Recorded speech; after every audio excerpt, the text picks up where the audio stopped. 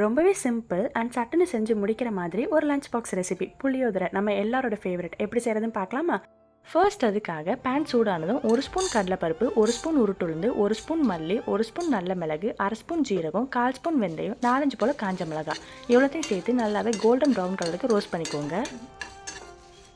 ஸ்டவ்வை லோ ஃப்ளேமில் வச்சுட்டே ரோஸ்ட் பண்ணுங்கள். இந்தளவுக்கு ரோஸ்ட் ஆனதும் ஸ்டவ் ஆஃப் பண்ணிவிட்டு 1/2 ஸ்பூன் போல் கருப்பு எள்ளு சேர்த்து அந்த ஹீட்லேயே ரோஸ்ட் ஆக விடுங்க. இனி இதை ஃபைன் பவுடரை அரைச்சி எடுத்துக்கலாம். இனி ஸ்டவ் ஆன் பண்ணிவிட்டு பாத்திரம் சூடானதும் நான் இதில் நல்லெண்ணெய் சேர்த்துருக்கிறேன். நல்லெண்ணெய் கொஞ்சம் தாராளமாகவே சேர்த்துக்கோங்க. எண்ணெய் சூடானதும் 1 ஸ்பூன் கடுகு, 2 ஸ்பூன் கடலைப்பருப்பு, 2 ஸ்பூன் உருட்டுளுந்து, கூடவே கொஞ்சமாக கருவேப்பிலை சேர்த்து தாளிச்சுக்கோங்க. லோ ஃப்ளேமில் வச்சுட்டே தாளிச்சுக்கோங்க, அப்போ தான் கரியாது. இனி கொஞ்சமாக பெருங்காயத்தூள் சேர்த்து அதையும் நல்லாவே கிளறி விட்டுக்கோங்க.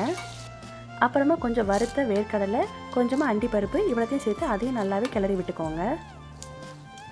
நல்லா ரோஸ்ட் ஆனதும் 1/2 ஸ்பூன் போல் மஞ்சள் தூள், தேவையான அளவு உப்பு சேர்த்து அதையும் நல்லாவே கிளறி விட்டுட்டு நம்ம இதில் வறுத்து வச்சுருந்த பொடியை சேர்த்துக்கலாம். நான் இதில் 3 ஸ்பூன் அந்த பொடி சேர்த்துருக்கிறேன்.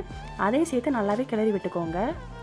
அந்த பவுடர் நம்ம ரோஸ்ட் பண்ணி ரெடி பண்ணியிருக்கிறதுனால ரொம்ப நேரம் குக் பண்ண வேண்டிய அவசியம் இல்லை. லைட்டாக கலந்து விட்டுட்டு நான் இன்றைக்கி ஒரு எலுமிச்சை சைஸ் புளியை இந்த மாதிரி கரைச்சி சேர்த்துருக்கிறேன். அதையும் சேர்த்து நல்லாவே கிளறி விட்டுட்டு எண்ணெய் பிரிஞ்சு வர்றது வரைக்கும் நல்லாவே குக் பண்ணிக்கோங்க. எண்ணெய் இந்த மாதிரி நல்லா பிரிஞ்சு வந்ததோ இதை நம்ம தனியாக எடுத்து வச்சுட்டு சாதத்து கூட நம்ம தேவையான அளவு சேர்த்துட்டு நல்லாவே கிளறி விட்டோம்னா ரொம்பவே டேஸ்டான புளியோதரை ரெடி.